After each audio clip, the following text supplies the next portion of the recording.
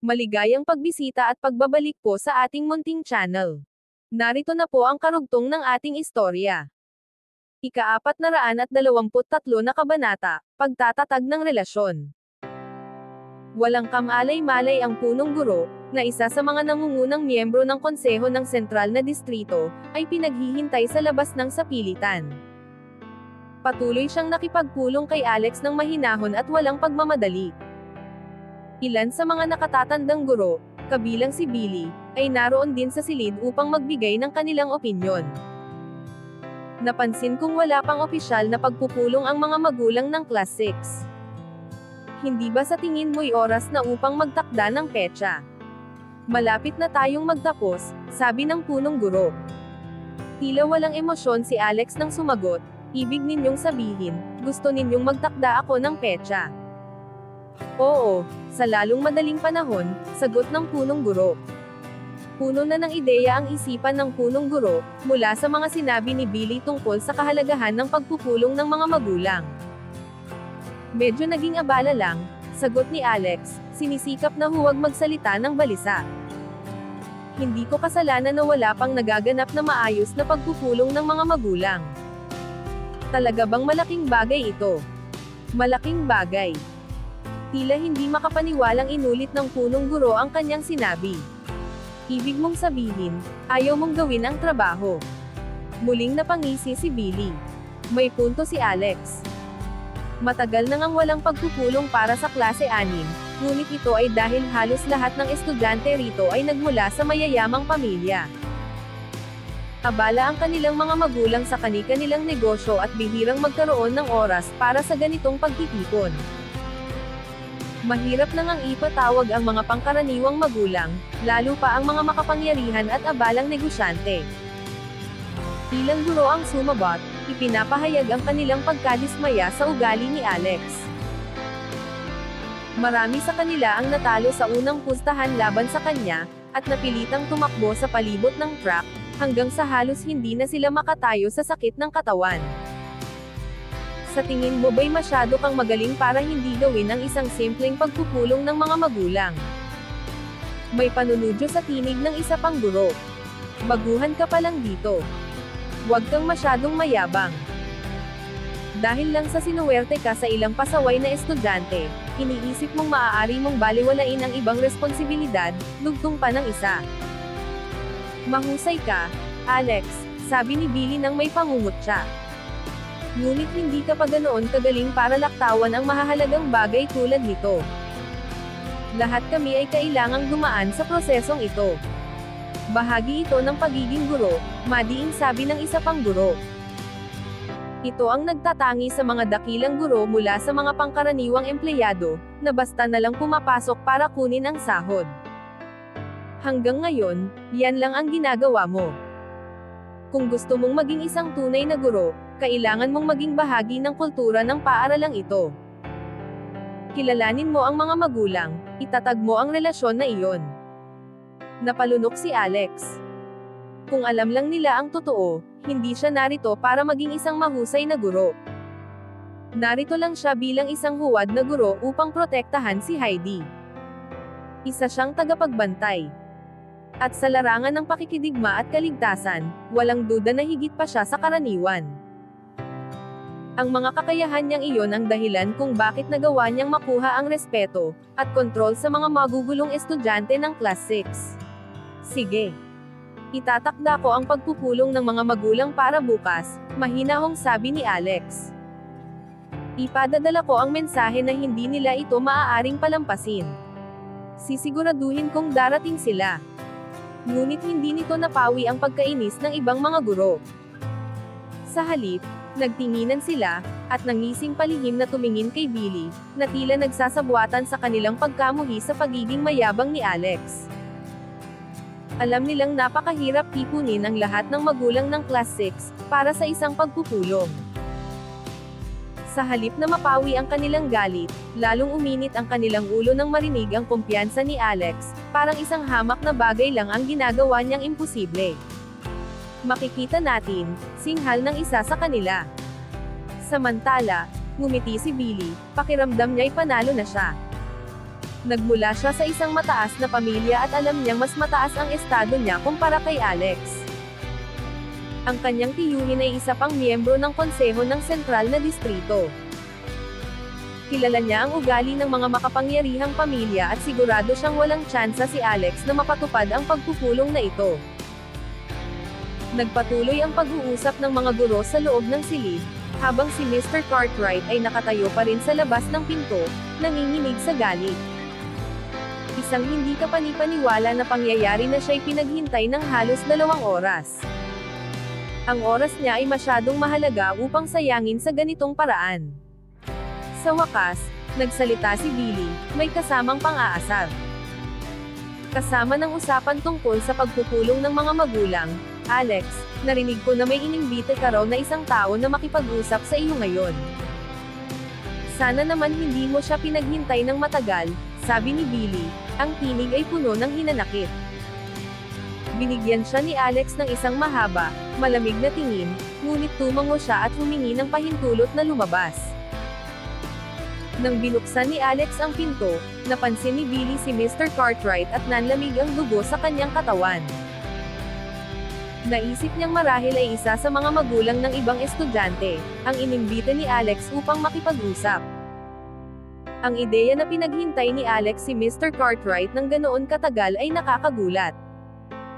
Mas nakakagulat pa na mukhang si Mr. Cartwright mismo ang naghintay para kay Alex. Mr. Cartwright, sabi ni Billy na may pag-aalangan, ilang oras ka na bang naghihintay?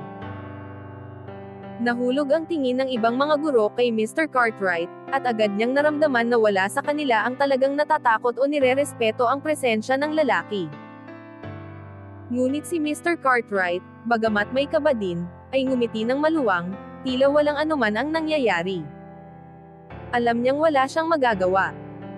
Nandyan siya upang pag-usapan ang mga problema ng anak niyang nagdudulot ng abala, at wala siyang magagawa kundi lunukan ang kanyang galit. Mr. Ambrose, nagsimula si Mr. Cartwright ng magalang, pasensya na po kung ang anak ko ay nagdudulot ng maraming problema. Narito po ako upang akuin ang responsibilidad at talakayin ang isyong ito. Inisip ni Mr. Cartwright ang mga salitang iyon bago niya ito binanggit. Alam niyang kailangan niyang maging mahinahon, at ayusin ang lahat ng ito, kahit gaano siya kagalit. Ngunit si Alex, hindi man lang siya tiningnan. Lumakad lamang ito palayo, ang mga kamay ay nakatupi sa likod ng kanyang katawan, ang mukha'y puno ng pag-iisip at malungkot. Ika-424 na kabanata. Aral para sa hinaharap. Parehong natigilan sina Lance at Ginoong Cartwright sa tila kawalang pakialam ni Alex, sa pagdating ng miyembro ng isang konseho. Hindi man lang siya bumati o tumango bilang pagbati. Tahimik lang siyang nakatayo, na parang hindi niya pinansin ang presensya ng dalawa. Si Billy naman ay nakatingin sa likuran ni Alex, pareho ring naguguluhan sa malamig na pagtanggap nito kay Ginoong Cartwright. Pero mabilis siyang nag-isip, maaaring ito na ang pagkakataong samantalahin ang tila pagkakamali ni Alex. Inayos niya ang kanyang kurbata at lumapit kay Mr. Cartwright na may mainit na ngiti. Magandang araw. Ako po ang direktor ng pagtuturo sa Oak Ridge. Kayo po siguro ang ama ni Lance. Maraming salamat sa pagpunta, aniya ng masigla, sabay abot ng kamay para makipagkamay. Gusto niyo po bang kumuha ako ng kahit ano? Ngunit halos hindi siya nilingon ni Ginoong Cartwright. Nakatuon pa rin ang kanyang isipan sa pananahimik ni Alex. Malaki ang respeto niya sa kakayahan ni Alex sa pakikipaglaban, ngunit hindi niya alam kung ano ang ibig sabihin ng asal nito sa sandaling iyon. Naiwan si Billy na awkward na nakataas ang kamay, kaya mabilis siyang umubo, umaasang walang makakapansin sa kanya. Sa isang iglap, napagtanto ni Ginoong Cartwright na sinasadya ni Alex na baliwalain siya bilang tanda ng paghamak.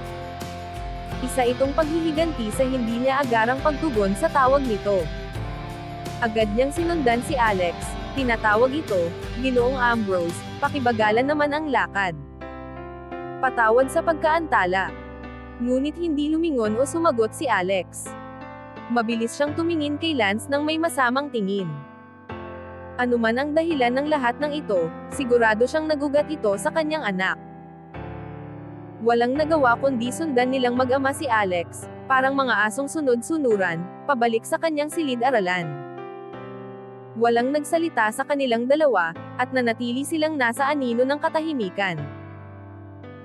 Sa wakas, nang makarating sila sa silid-aralan, nakasalukuyang walang ibang tao, doon lamang hinarap ni Alex ang dalawa. Tumingin siya kay Lance nang may matinding suklam. "Sino ang nag-imbite sa iyo rito? Lumabas ka. Kailangan kong makipag-usap sa iyong ama." Naglakad palayo si Lance, punong-puno ng ginhawa. Ngunit bago pa siya makalayo ng husto, nagdalawang isip siya at nagbalik upang makinig sa may pintuan. Samantala, inalok ni Alex si Ginoong Cartwright na maupo. Sandali silang nanahimik. Sanay si Ginoong Cartwright na sinisimulan ang kanyang mga pagpupulong sa katahimikan, isa itong epektibong paraan upang mailagay sa alanganin ang kausap. Ngunit hindi siya sanay na siya mismo ang nakakaranas nito. Hindi nagmamadali si Alex na putulin ang katahimikan, at ang tensyon sa pagitan nila ay tila isang kutsilyong nakatutok sa leeg ng nakatatandang lalaki. Sa huli, hindi na nakatiis si Ginoong Cartwright. "Ginoong Ambrose." Ngunit pinutol siya ni Alex sa pamamagitan ng pagtulak ng isang piraso ng papel sa kanyang harapan. Isa itong talaan ng mga maling ginawa ni Lance sa Oak Ridge.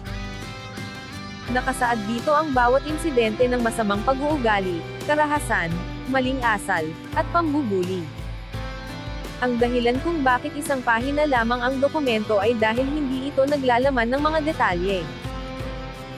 Sa halip, bawat insidente ay isinulat lamang sa isang linya na may kasamang petsa. Gayunpaman, masyadong siksik ang listahan. Napatitig si Ginoong Cartwright sa papel, nanlilisik ang mga mata. Napakasama ng magkaroon ng ganitong dokumento. Kung may isang mamamahayag na makakuha nito, maaaring ipakalat ang nakakakilabot na impormasyon tungkol sa kanyang pamilya, at magdulot ng malaking gulo sa kanyang trabaho. "Nag-aalala ka sa reputasyon mo," sabi ni Alex, na tila nabasa ang iniisip ng matanda. "Pero isang pirasong papel lang yan. Ngayon, isipin mo kung may makapanayam na guro tungkol sa ugali ng anak mo habang nandito siya sa paaralan." Napailing si Ginoong Cartwright. "Napabayaan ko ito, malaking gulo ang pinasok ko." Tumingin sa kanya si Alex at nagsalita na parang guro na nakikipag-usap sa isang problemadong estudyante. "Ginoong Cartwright, sino ang hinaharap ng Baltimore?" Napatingin ang matanda sa kanya, tila hindi agad maunawaan ang tanong.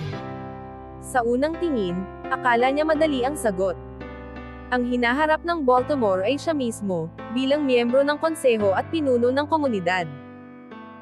Siya ang nagtatrabaho upang maitayo ang lungsod patungo sa mas maliwanag na kinabukasan, may pananagutang buhatin ang pag-asa at pangarap ng bawat isa sa distrito. Sa paghahambing, ang maling pag-uugali ng kanyang anak ay tila isang maliit na bagay lamang. Ngunit bago pa niya masabi iyon, nagpatuloy si Alex. "Ang hinaharap ng Baltimore ay ang ating kabataan. Anumang itayo natin para sa kanila ngayon, sila ang gagamit niyan sa hinaharap. Naiintindihan ko na abala ka sa pagtataguyod ng magandang kinabukasan para sa lungsod, pero may isang mahalagang tao na napabayaan mo." Habang sinasabi ito, ang tinig ni Alex ay parang isang taong mas matanda sa kanyang tunay na edad. Ang kinabukasan ng alinmang lungsod, hindi lang Baltimore, ay nasa kabataan. Pero sa nakikita ko rito, parang wala akong masyadong nakikitang kinabukasan. Hindi ko ito sinasabi upang manakot. Isa lang itong obserbasyon batay sa nakita ko sa paaralang ito mula nang dumating ako. At hindi lang ito tungkol sa isang bata. May pananagutan ka rin dito. Nanlaki ang mata ni Lance habang nakikinig sa usapan. Ang kanyang ama ay parang isang estudyanteng pinagsasabihan, at hindi ito sumasalungat o lumalaban. Sa halip, makalipas ang ilang sandali, narinig niyang mahina itong sumagot, "Oo. Hindi mo alam ang tungkol sa pag-uugali ng anak mo?" Tanong ni Alex nang may bahagyang lambing. "Pasensya na, pero ito ay kapabayaan. Kailangan niya ng mas maraming atensyon. Kailangan mong humanap ng ibang paraan para sa kanya. Matapos ang ilang saglit ng katahimikan, idinagdag ni Alex, iyon lang ang gusto kong sabihin. Lumabas ng silid si Ginoo Cartwright na may blankong ekspresyon. Halatang pagod at pagod. Naghintay si Lance sa kanya. Papa. Umalis na tayo, matigas na sabi ni Ginoong Cartwright. Mabilis na sumunod si Lance, patungo sa sasakyang naghihintay sa kanila. Ngunit bago siya pumasok, humarap ang kanyang ama sa kanya at seryosong nagsalita. Pakinggan mo ako. Pinikat ko ang mga mata ko sa mga kalokohan mo sa paaralan. Hindi ko ito inisip ng gusto noon. Pero kailangan mong igalang si Ginoong Ambrose. Mahalaga na makisama ka ng maayos sa kanya. Alam kong matalino ka, kahit nagpapanggap kang hindi. Unawain mo ang sinasabi ko, at mag-ingat ka.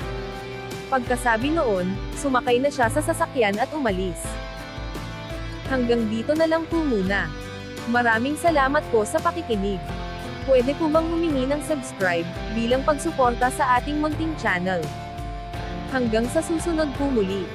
Stay safe and God bless.